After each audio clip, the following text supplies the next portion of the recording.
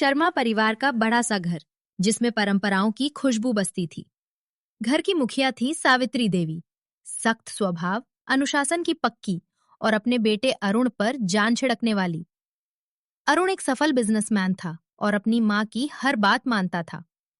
इस घर में नई बहू बनकर आई थी निशा, पढ़ी लिखी, समझदार और दिल की बेहद साफ।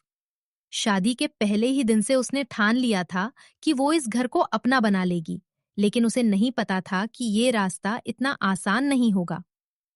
बहू, सुबह 5 बजे उठ जाना, हमारे घर में यही रिवाज है, सावित्री देवी ने सख्त आवाज में कहा।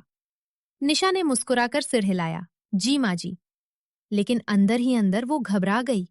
इतनी जल्दी उठना, इतने सारे काम और सब कुछ बिल्कुल परफेक्ट करना, क्या वो कर पाएगी? अगली सुबह नींद से भरी आंखों के बावजूद निशा उठी, रसोई संभाली और सबके लिए नाश्ता तैयार किया।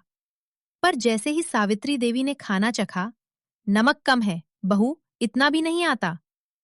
निशा की आंखें भर आईं, लेकिन उसने खुद को संभाला। मैं सीख जाऊंगी माँ जी। दिन बीतते गए, लेकिन सावित्री देवी का व्यवहार नहीं बदला। हर काम में कमी निकालना, हर बात पर ताना देना। निशा के लिए सब कुछ मुश्किल होता जा रहा था। अरुण ये सब देखता था, लेकिन मां के सामने कुछ कह नहीं पाता।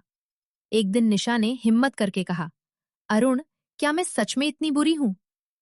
अरुण चुप रहा, और यही चुप्पी निशा के दिल को तोड़ गई। एक दिन अचानक खबर आई कि अरुण का बिजनेस घाटे में जा रहा है। घर का माहौल बदल गया। सावित्री देवी चिंतित थीं और पहली बार उन्होंने अपनी कमजोरी दिखाई। सब कुछ खत्म हो जाएगा, उन्होंने रोते हुए कहा। निशा ने पहली बार अपनी सास को इतना टूटा हुआ देखा। उसी पल उसने फैसला किया, अब वो सिर्फ बहू नहीं, इस घर की बेटी बनकर सब संभालेगी। निशा ने अपने पुराने ऑफिस के संपर्कों से बात की और अरुण के बिजनेस को बचाने की योजना बनाई। माँ जी, हमें ये कदम उठाना होगा, उसने समझाया सावित्री देवी। पहले तो चौंकी, तुम बिजनेस संभालोगी? जी, अगर आप भरोसा करें तो।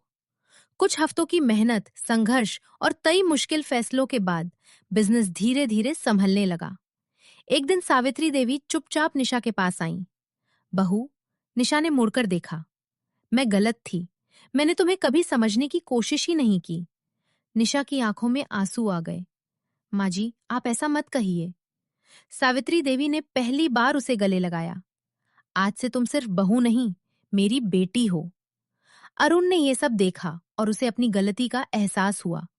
निशा, मैं तुम्हारे साथ खड़ा नहीं हो पाया, माफ कर दो। निशा मुस्कुराई, अब साथ हो वही काफी है। घर में फिर से हंसी लौट आई। सावित्री देवी अब हर काम में निशा का साथ देती और दोनों के बीच एक सच्चा माँ बेटी जैसा रिश्ता बन गया।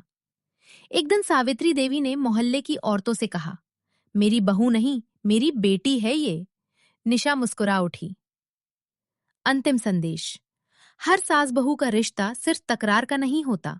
अगर समझ, भरोसा और प्यार हो तो वही रिश्ता सबसे मजबूत बन सकता है। रिश्ते खून से नहीं, दिल से बनते हैं।